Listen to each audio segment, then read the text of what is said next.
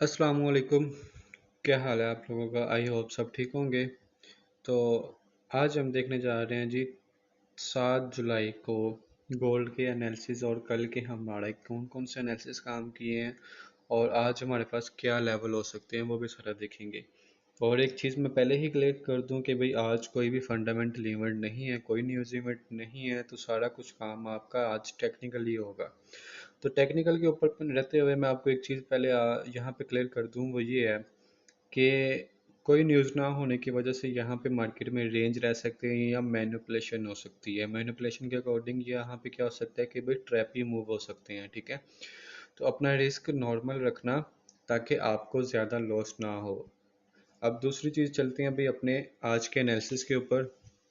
तो सबसे पहले हमारा जो यहाँ पे अभी बाइंग का सिग्नल जो था वो रनिंग चल रहा है, वो ऑलमोस्ट यहाँ से टैप होके एक पिन पॉइंट एंट्री दे के हमारा 160 पिप रनिंग में है।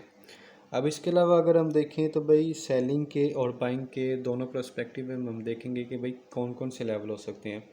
तो बड़े टाइम फ्रेम के ऊपर चलते हैं और देखते हैं कल की कैंडल क्लोजिंग। कल की कैंडल क्लोजिंग तो भाई आप अगर देखो तो भाई हैमर साइड की हुई है। अब हैमर कैंडल कौन सी होती है, यहाँ पे आपको एक चीज़ क्लियर होगी कि भाई जिस कैंडल की विक लंबी होती है, ठीक है, जिस कैंडल की विक लंबी होती है और ऊपर बॉडी होती है और उसके ऊपर एक छोटी सी विक होती है, छोटी विक होती है, तो वो एक हैमर होती है। और इसके ऑपोजिट जो होती है, मतलब इसके उल्ट होगी ना, जिसकी बॉडी नीचे होगी, बड़ी विक ऊपर होगी और छोटी विक नीचे होगी, वो इन्वर्टेड हैमर होती है। अब यहाँ पे एक चीज़ आपको मैंने बोला था कल भी, कल के एनालिसिस के अंदर ये चीज़ मैंने बोली थी कि यहाँ पे एक बुलिश फेयर वैल्यू गैप आ रहा है, बुलिश डेली टाइम फ्रेम के ऊपर बुलिश फेयर वैल्यू गैप है, और जिसका हमने निकाला था परसेंटेज एरिया फिब के ज़रिए। तो हमारे पास कौन से लेवल निकले थे, 50 से 75 टू 70 का जोन निकला था हमारे पास। और इसको हमने यहाँ पैसे मार्क किया था कि यहाँ से प्राइस आ सकती है, और इसके क्या करेंगे हम, जोन के बाहर हमारा एसएल होगा।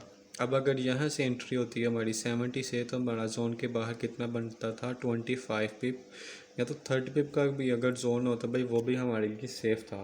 तो अगर जिसने भी इस एनालिसिस के अकॉर्डिंग, इस जोन के अकॉर्डिंग यहाँ से एंट्री की हुई है, तो भाई अभी होल्ड रखो। अब ये जा कहाँ तक सकती है उसके अकॉर्डिंग अगर मैं यहाँ पे बताऊँ, तो ये जो हमारी बाइंग कंटिन्यू चल रही है, इसका सिनेरियो मेरे पास H4 के ऊपर चल के बताता हूँ और साथ बताता हूँ कि भाई हमारे एनालिसिस के अकॉर्डिंग आज के कौन से लेवल हो सकते हैं।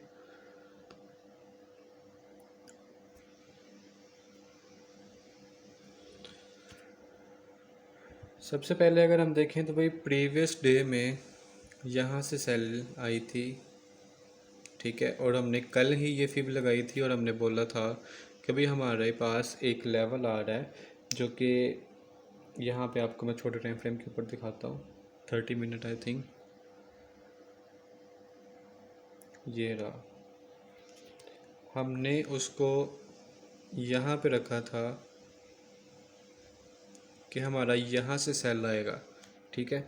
अब 50% क्रॉस करने के बाद वहाँ से सेल आ सकती है, लेकिन उसने क्या किया, सिर्फ 50% टैप किया और प्राइस निकल गई। अब इसके पीछे रीज़न क्या था इस सेल का, सेल आई ठीक है, ठीक है, लेकिन हमने क्या किया, हमने ज़्यादा उसको रिफाइन कर लिया हुआ था। यहाँ से ये H4 का फेयर वैल्यू गैप उसने पकड़ा है, और H4 का फेयर वैल्यू गैप पकड़ने के बाद प्राइस सेल आ चुकी हुई है, ठीक है।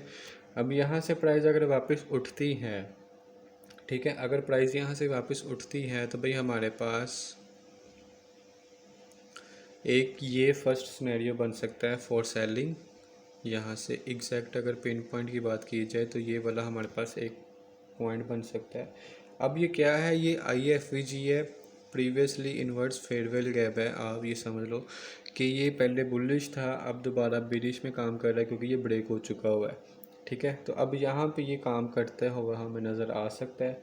अगर इसकी हमने रिफाइनमेंट करनी चाहें तो रिफाइनमेंट करने के लिए आप यहाँ पे देख सकते हो कि इसके अंदर क्या पड़ा हुआ है, H1 का एक लेफ़्ट शोल्डर पड़ा हुआ है, जो कि मैं आपको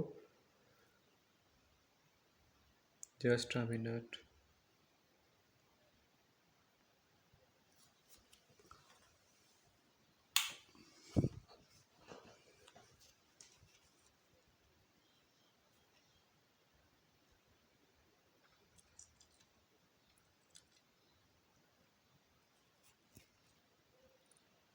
अच्छा, यहाँ पे 1 घंटे के मुताबिक जो चीज़ पड़ी हुई है वो पड़ी हुई है, यहाँ पे एक लेफ़्ट शोल्डर पड़ा हुआ है जो कि हम यहाँ से मार्क करके इसका एक जोन बना सकते हैं। ठीक है, अब ये जोन हमारे लिए इम्पोर्टेंट होगा। उस फेयरवेल गैप के अगर जोन को हमने डिफ़ाइन किया तो हमारे पास ये एग्जैक्ट जोन निकला है।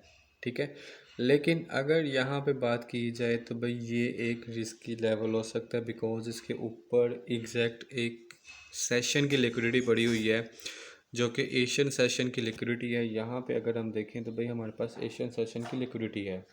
ठीक है,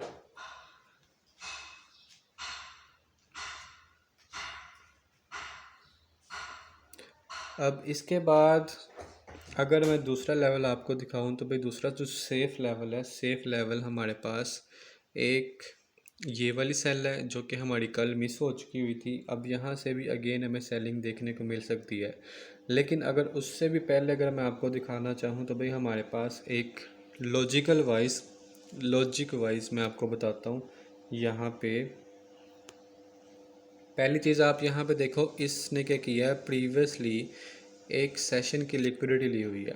ठीक है, किसने, इस हाई ने,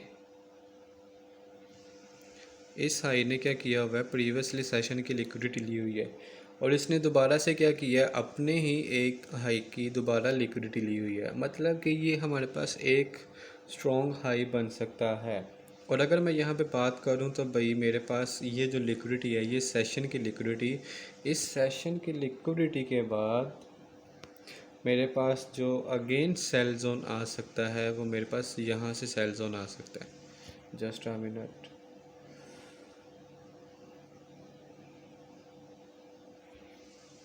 ये वाला सेल जोन आ सकता है मेरे पास। और इसकी प्राइस जो आ रही है 4164 और 4166 के पास, ये तकरीबन 20-25 पिप का जोन है। और इसका एसएल कहाँ पे हो जाएगा, इसके ऊपर। ठीक है, इस हाई के ऊपर हो जाएगा। या तो आप इसके बजाय अगर आप यहाँ पे भी रखना चाहो, ये जो लाइन है इधर तकरीबन ये 6-7 के पास हो जाएगा, तो ये भी हमारे लिए सेफ़ है। तो यहाँ पे हमारे पास पहला लेवल जो काम करने के लिए हमारे पास कौन सा है, वो हमारे पास आ रहा है ये वाला लेवल, ये नीचे वाला, जो कि IFVG के साथ हमने लेफ़्ट शोल्डर को रिफ़ाइन किया है। अब इसकी जो प्राइस आ रही है वो है 4154 का और 4159 के साथ ये जाके मैच हो रहा है। और इसके अलावा जो हमारे पास ऊपर का लेवल है वो है हमारे पास 4164 और 4166। इसका एसएल क्या हो जाएगा, 67 या 68 के पास इसका एसएल हो जाएगा। ठीक है, अब इसके बाद हमारे पास जो कि इसकी भी अगर लिक्विडिटी हो जाती तो हमारे पास ये कल वाला लेवल अभी भी पड़ा हुआ है। ठीक है, ये कल वाला लेवल अभी भी पड़ा हुआ है। ये सारे आज के एनालिसिस हैं। ठीक है, अब अगर हम बाई की बात करें, ठीक है, अगर फॉर एग्जांपल यहाँ से अगर सेलिंग आती है तो सेलिंग का टारगेट क्या होगा, सेलिंग का टारगेट हो जाएगा हमारा ये वाली प्रीवियसली ये लिक्विडिटी सारी हो जाएगी, ये लिक्विडिटी हो जाएगी यहाँ तक। तकरीबन हमारा 4100 का टारगेट हो सकता है,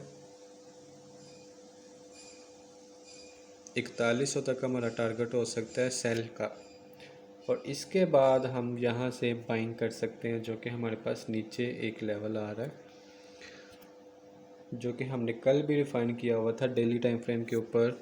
और ये क्या है, यहाँ पे एक RBS है और एक V लेवल है। मतलब कि हमारे पास यहाँ पर दो दो चीज़ें हैं, एक सपोर्ट भी है और एक रेजिस्टेंस बिकम सपोर्ट भी है। दो दो सपोर्ट है डेली टाइम फ्रेम के ऊपर और हमने H4 के ऊपर इसको रिफ़ाइन किया था।